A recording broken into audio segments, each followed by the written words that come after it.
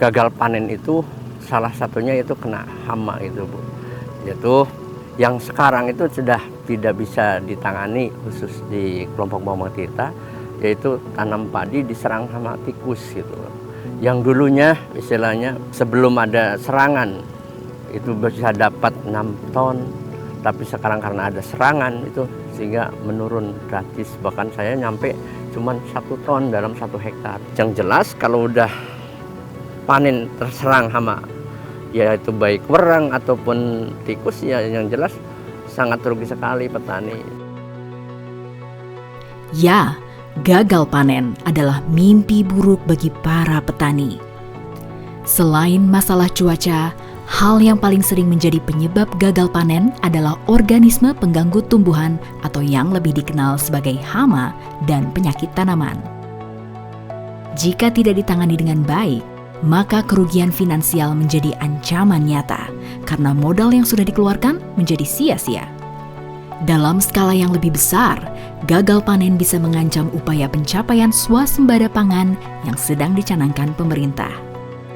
Kementerian Pertanian terus mengupayakan agar program swasembada pangan yang dicanangkan oleh Presiden Prabowo dapat terwujud. Salah satunya adalah dengan mengamankan produksi pangan dari serangan organisme pengganggu tumbuhan atau OPT, atau yang biasa disebut juga hama dan penyakit tanaman.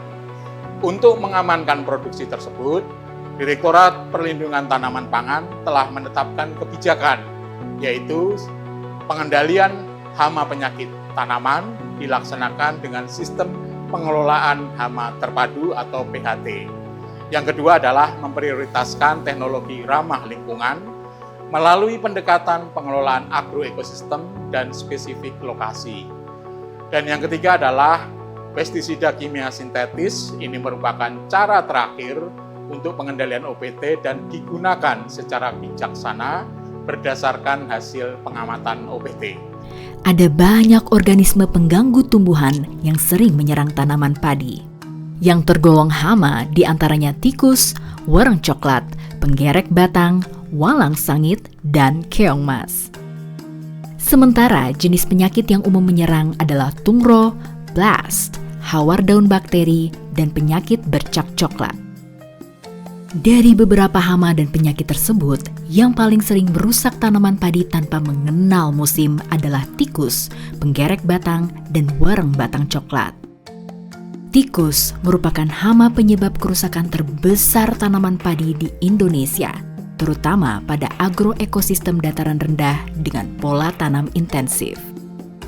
Dengan pengembangbiakan dan mobilitas yang sangat cepat, tikus menyerang tanaman padi sejak di persemaian hingga menjelang panen. Itulah sebabnya pengendalian hama tikus perlu dilakukan secara terpadu di hamparan yang luas. Ekologi tikus perlu dipahami, dan pengendaliannya harus dilakukan secara dini, intensif, berkelanjutan, dan memanfaatkan berbagai teknologi yang sesuai dan tepat waktu. Cara pengendalian hama tikus yang utama adalah menggunakan metode alamiah seperti tanam serempak di awal masa tanam. Jika dalam satu hamparan waktu tanamnya berbeda-beda, maka mudah bagi koloni tikus untuk berpindah-pindah dari satu petak sawah ke petak sawah yang lain. Teknik berikutnya bisa dengan memasang perangkap TBS atau Trap Barrier System. Pagar plastik dibuat mengelilingi petakan sawah, kemudian bagian luarnya dibuat saluran air dengan lebar minimal 0,5 meter. Cara ini termasuk efektif. Tikus yang terperangkap kemudian dimusnahkan dengan cara direndam. Sistem ini merupakan modifikasi dari sistem Trap Barrier System atau TBS, di mana pada TBS dipasang mengelilingi tanaman perangkap yang ditanam lebih awal dari tanaman budidaya. TBS ini bisa digunakan sejak masa vegetatif saat padi masih di persemaian hingga masa generatif. Cara lain yang umum digunakan adalah pengumpanan beracun, yaitu meletakkan racun tikus dengan rodentisida akut atau antikoagulan yang dicampur gabah pada titik-titik yang sering dilalui tikus. Bisa juga menggunakan umpan beracun siap pakai. Lingkungan yang bersih merupakan syarat utama dalam manajemen pengendalian hama tikus ini. Dengan menjalankan sistem sanitasi yang baik seperti rutin membersihkan semak-semak, maka pengembang biakan tikus bisa ditekan. Cara lain yang bisa dilakukan adalah gropyokan. Cara ini dilakukan dengan menggunakan peralatan lengkap seperti cangkul, pemukul, dan emposan, serta melibatkan komponen masyarakat yang terkoordinasi dan terencana. Sebelum gropyokan dimulai, titik-titik yang diduga menjadi sarang tikus telah dipetakan sebelumnya. Saat hari H tiba, barulah masyarakat bergerak bersama. Ada yang membongkar lubang tikus dengan cangkul, ada juga yang memaksa tikus keluar dari sarangnya menggunakan emposan. Emposan adalah alat pengasapan yang memanfaatkan bahan mudah terbakar dan belerang. Bau asap belerang memaksa tikus-tikus keluar dari lubang dan berlarian. Saat itulah masyarakat yang sudah bersiap langsung memburu, mengepung, dan menangkap tikus-tikus tersebut. Gropyokan menekankan pada kegiatan dalam skala hamparan dan harus dilaksanakan serempak di lahan-lahan pertanian agar dampaknya maksimal. Gropyokan merupakan salah satu teknologi pengendalian tikus yang memang perlu para petugas POPT di lapangan merekomendasikan kepada petani berkolaborasi dengan pihak desa, Babinsa, tokoh masyarakat, juga para petani di lingkungan tersebut. Kenapa kita rekomendasikan? Karena memang itu merupakan salah satu teknologi pengendalian OPT tikus yang sampai saat ini kita pertahankan yang menjunjung kebersamaan gitu Pak. Jadi tujuannya memang pengendalian tikus itu tidak cukup satu gropyokan Bu. Prinsipnya yaitu kita bersama-sama Bu dalam hamparan yang luas dan berkelanjutan. Mungkin itu istilahnya gropyokan itu harus dilakukan setiap awal musim tanam dengan tujuan mengurangi populasi tikus itu sendiri. Hama yang juga sering menjadi penyebab gagal panen di Indonesia adalah wereng batang coklat. Hama ini dikenal sangat ganas karena menyerang pada semua tahap pertumbuhan padi mulai dari persemaian hingga waktu panen. Wereng coklat menghisap cairan tanaman pada bagian pangkal padi. Tanaman yang terserang menjadi layu.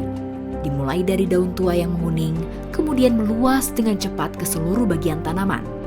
Ujungnya, tanaman kering dan mati.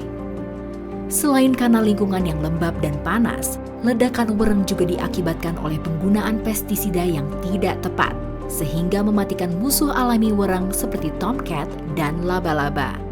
Rekomendasi pengendalian wereng batang coklat yang pertama adalah penggunaan varietas toleran. Varietas toleran adalah tanaman hasil pemuliaan yang telah memiliki ketahanan terhadap serangan hama serta kondisi alam yang tidak menguntungkan. Penggunaan varietas toleran bisa dipadukan dengan pendekatan pengendalian biologi, contohnya dengan menanam tanaman refugia. Yang termasuk dalam kategori tanaman refugia adalah bunga matahari dan bunga kenikir. Tanaman refugia menyediakan nektar dan polen sebagai makanan bagi musuh alami wereng serta menyediakan tempat hidup musuh alami. Selain itu, pengaturan pola tanam dengan menerapkan sistem jajar legowo juga menjadi solusi. Jajar legowo menciptakan kelembaban yang lebih rendah di antara tanaman, karena sirkulasi udara yang baik dapat menekan perkembangan hama. Apabila pengendalian secara alami belum membuahkan hasil, hal terakhir yang dilakukan adalah pengendalian dengan insektisida kimia. Patokannya, bila ditemukan rata-rata 10 hingga 20 ekor wereng batang coklat di tiap rumpun tanaman padi, itulah saatnya pestisida digunakan. Namun harus diingat, jenis dan dosisnya harus tepat. Sebelum proses penyemprotan dilaksanakan, perlu dilakukan penyuaian terlebih dahulu. Kegiatan ini bertujuan memudahkan petani untuk langsung menyemprot bagian bawah batang tanaman, bukan di bagian daun padi. Karena wereng biasanya bersarang di bagian pangkal tanaman padi. Proses pengaplikasian pun dilakukan saat air embun tidak ada, yaitu antara pukul 8 hingga 11 pagi atau di sore hari. Jika populasi wereng sangat tinggi dan ditemukan gejala penyakit virus kerdil rumput atau kerdil hampa pada tanaman padi, maka perlu dilakukan eradikasi selektif untuk mencegah penyebaran penyakit tersebut. Satu lagi jenis hama tanaman padi yang sering menjadi momok bagi para petani adalah penggerek batang padi. Penggerek batang menyerang tanaman dari sejak persemaian hingga waktu tanaman berbunga. Bahayanya, saat persemaian, gejala serangan belum terlihat jelas sehingga seringkali petani kurang waspada. Jika penggerek batang menyerang pada tahap pembentukan daun, batang, dan anakan, maka tanaman padi akan mengalami gejala sundep. Larva penggerek batang memotong bagian batang padi sehingga aliran hara ke bagian atas tanaman terganggu. Bagian pucuk pun menjadi layu dan akhirnya mati. Tanaman yang terkena gejala sundep terlihat mengering pada bagian atas, daun, dan tampak tidak seragam seperti rumpun lainnya. Pada fase generatif, penggerek batang menyebabkan kerusakan yang dikenal dengan gejala beluk, di mana aliran hasil asimilasi tidak sampai ke dalam bulir padi. Akibatnya, malai hampa atau kosong. Malai padi kering dan terlihat kaku mengarah ke atas, tidak menunduk.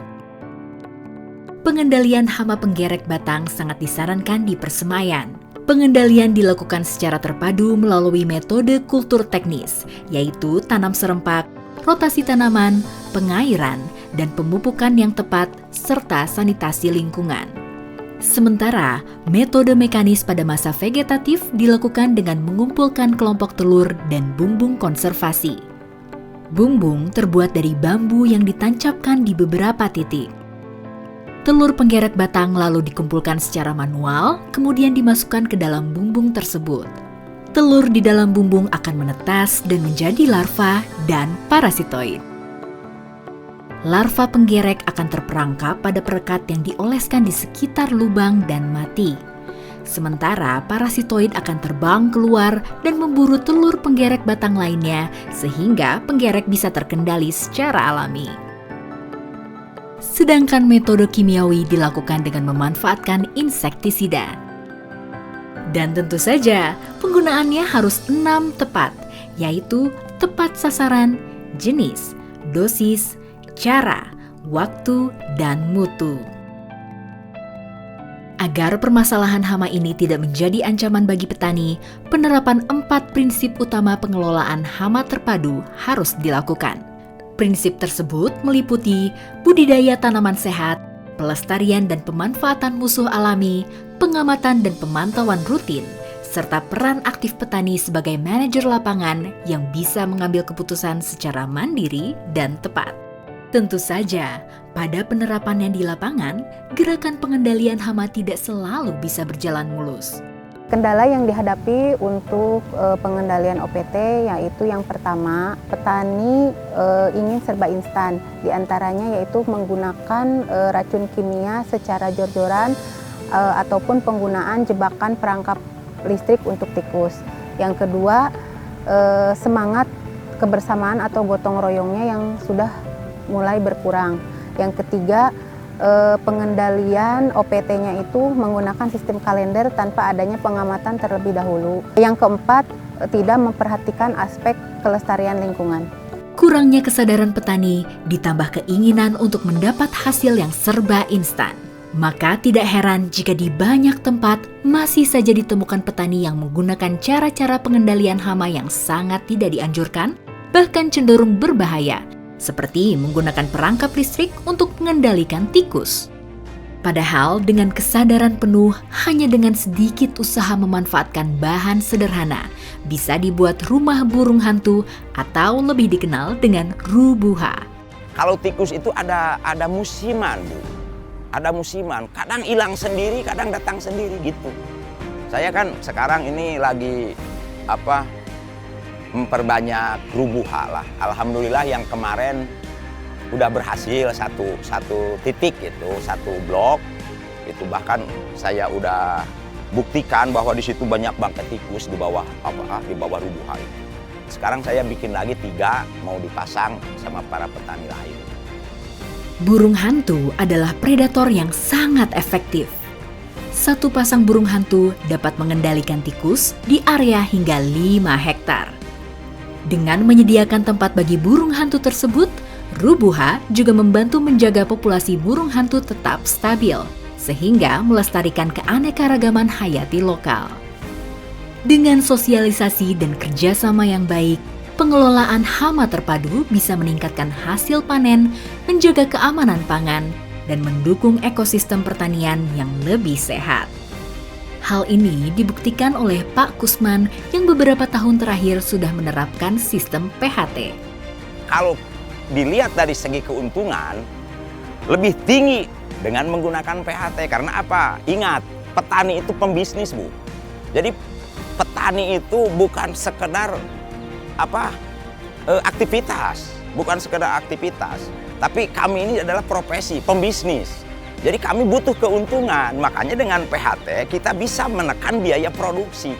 Gitu. Cuman catatan, kita bisa melakukan PHT satu cara syaratnya satu hamparan itu harus berperilaku PHT semua. Kedua, harus tanam serempak.